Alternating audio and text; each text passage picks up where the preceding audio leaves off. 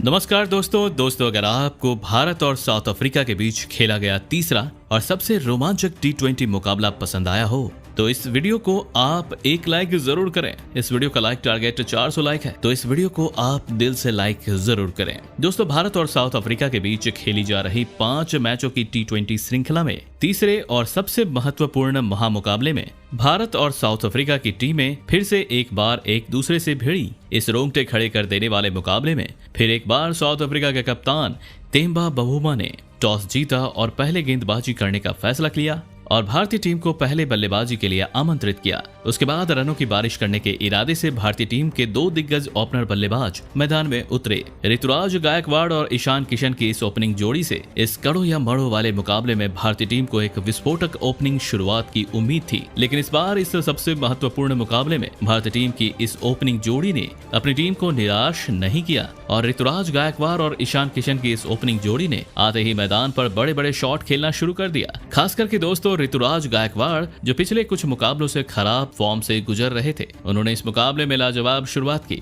तो वहीं उनका साथ दे रहे ईशान किशन भी बेहतरीन फॉर्म में दिखाई दे रहे थे। ऋतुराज गायकवाड़ और ईशान किशन की इस जोड़ी ने शुरुआती ओवरों से ही साउथ अफ्रीका की टीम को पूरी तरह बैकफुट पर ढकेल दिया था। साउथ अफ्रीका के कप्तान इन दोनों को आउट करने के लिए अपनी पूरी जी जान लगा रहे थे, लेकिन भारतीय टीम की यह ओपनिंग जोड़ी किसी भी साउथ अफ्रीका के गेंदबाज के आगे नहीं झुकी। इस दरमियान लाजवाब बल्लेबाजी कर रहे ऋतुराज गायकवाड़ ने अपना अर्धशतक भी पूरा कर लिया। ऋतुराज गायकवाड़ और ईशान किशन ने मिलकर लगभग पारी के 9वें ओवर तक बल्लेबाजी करें और अपनी टीम को 97 रनों तक पहुंचाया, लेकिन फिर पारी का 10वां ओवर डालने आए केशव महाराज ने लाजवाब फॉर्म में बल्लेबाजी कर रहे ऋतुराज गायकवाड़ को अपनी ही गेंद पर कैच आउट करा दिया। ऋतुराज गायकवाड़ 35 गेंदों में 57 रनों की पारी खेलकर आउट हो गए। ऋतुराज गायकवाड़ के आउट हो जाने के बाद अब भारतीय टीम की तरफ से श्रेयस अय्यर बल्लेबाजी करने मैदान में उतरे, लेकिन उनके साथी खिलाड़ी ईशान किशन ने अब अपने हाथ खोलना शुरू कर दिए। सेठ बल्लेबाज के आउट हो जाने के बाद भारतीय टीम के दूसरे ओपनर बल्लेबाज ईशान किशन ने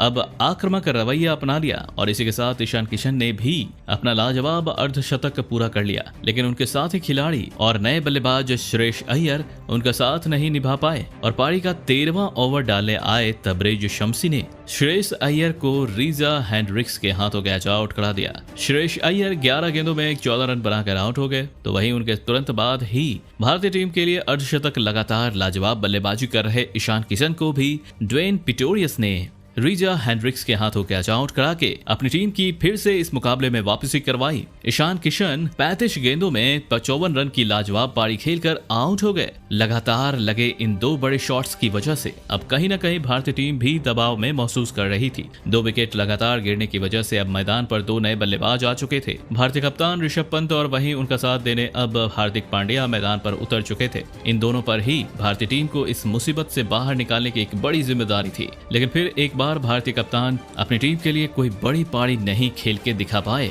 और पारी का 16वां ओवर डाले आए ड्वेन पिटोरियस ने ऋषभ पंत को तेम्बा बवुमा के हाथों कैच आउट करा दिया। भारतीय कप्तान ऋषभ पंत 8 गेंदों में 6 रन बनाकर आउट हो गए। ऋषभ पंत के आउट हो जाने के बाद ही अब भारतीय टीम का 200 के पार पहुंचना लगभग नामुमकिन हो चुका था। साउथ अफ्रीका के गेंदबाजों ने इस मुकाबले में अपनी वापसी कर ली थी। ऋषभ पंत के आउट हो जाने के बाद बल्लेबाजी करने आए दिनेश कार्तिक ने हार्दिक पांड्या के साथ मिलकर थोड़ी देर के लिए ही सही, लेकिन भारतीय पारी को संभालने की पूरी कोशिश करी, लेकिन दिनेश कार्तिक भी इस मुकाबले में कोई बड़ी पारी नहीं खेल पाए और दिनेश कार्तिक को रबाडा ने वेन पार्नेल के हाथों कैच आउट करा दिया।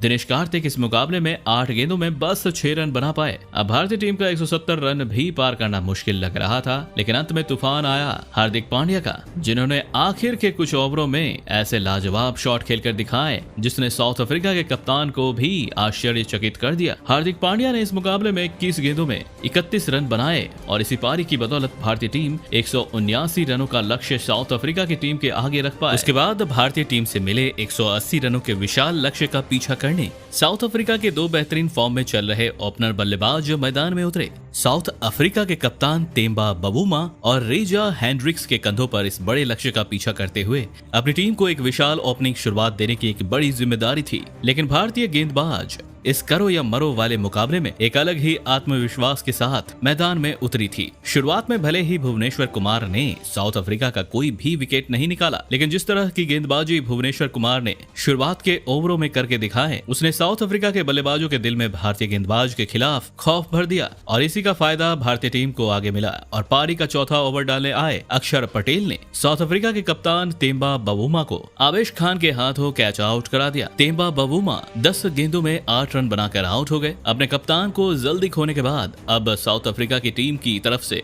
ड्वेन पिटोरियस बल्लेबाजी करने मैदान में उतरे, लेकिन उनके साथी खिलाड़ी और साउथ अफ्रीका के दूसरे ओपनर बल्लेबाज रेजा हेंड्रिक्स को हर्षल पटेल ने यजुवेंद्र चहल के हाथों कैच आउट करा के साउथ अफ्रीका की बल्लेबाजी की कमर ही तोड़ दी। रेजा हेंड्रिक्स 20 गेंदों में 23 रन बनाकर आउट हो गए। एक के बाद एक दोनों ही ओपनर बल्लेबाजों को आउट कर देने के बाद अब भारतीय टीम की गेंदबाजी साउथ अफ्रीका की बल्लेबाजी पर हावी होती दिखाई दे रही थी। विकेट गिरने के बाद अब साउथ अफ्रीका की टीम की तरफ से विस्फोटक बल्लेबाज रासी वंडर दुस्से बल्लेबाजी करने मैदान पर उतरे, लेकिन पारी का 7वां ओवर डालने आए यजुवेंद्र चहल ने इस साउथ अफ्रीका के बल्लेबाज को भी ज्यादा देर तक मैदान में टिकने ही नहीं दिया और यजुवेंद्र चहल ने रासी वंडर दुस्से को ऋषभ पंत के हाथों कैच आउट करा दिया। रासी वंडर दुस्से 4 गेंदों में बस 1 ही रन बनाकर आउट हो गए। अब इस मुकाबले में भारतीय गेंदबाज ने साउथ अफ्रीका की टीम को पूरी तरह बैकफुट पर ढकेल दिया था, लेकिन भारतीय गेंदबाज यहीं पर रुकने वालों में से नहीं थे और उसके तुरंत ही बाद ड्वेन पिटोरियस को भी यजुवेंद्र चहल ने ऋषभ पंत के हाथों कैच आउट करा दिया।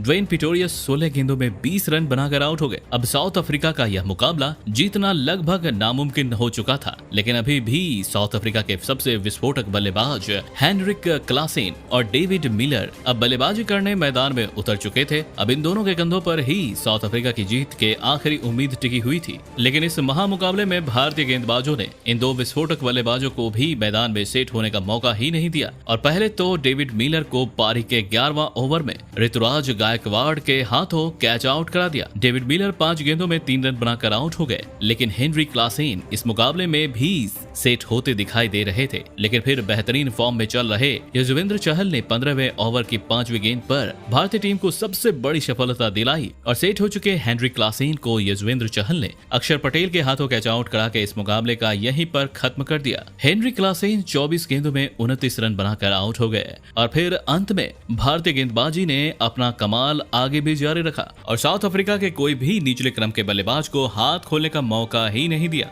और इस करो या मरो वाले तीसरे T20 मुकाबले में भारतीय टीम ने 48 रनों से बाजी मार ली और साउथ अफ्रीका की टीम के खिलाफ पहली जीत इस श्रृंखला में हासिल कर ली। दोस्तों, अगर भारतीय टीम यह मुकाबला हार जाती है तो यह T20 श्रृंखला भी भारत के हाथ से निकल जाती है और भारत में ही आकर किसी बाहरी टीम से भारतीय टीम का इस तरह हारना बहुत ही शर्मनाक रहता। लेकिन इस करो या मरो वाले मुकाबले में भारतीय गेंदबाजों ने अपने कप्तान ऋषभ पंत और अपनी टीम की इज्जत रख ली और भारतीय टीम को इस महामुकाबले में जीत दिला दी। दोस्तों, इस जीत में सबसे बड़ी भूमिका निभाई यजुवेंद्र चहल की गेंदबाजी ने। यजुवेंद्र चहल ने इस मुकाबले में साउथ अफ्रीका की टीम के टॉप ऑर्डर के 3 बड़े खिलाड़ियों को आउट कर दिया, जिसमें हेनरिक क्लासेन जैसा बड़ा नाम भी शामिल था और इसी वजह से भारतीय टीम ये मुकाबला जीत पाई। तो दोस्तों, आप यजुवेंद्र चहल की इस लाजवाब गेंदबाजी के लिए उन्हें 10 में से कितने अंक देना चाहेंगे? आप अपनी राय नीचे कमेंट में देना बिल्कुल भी ना भूलें। धन्यवाद।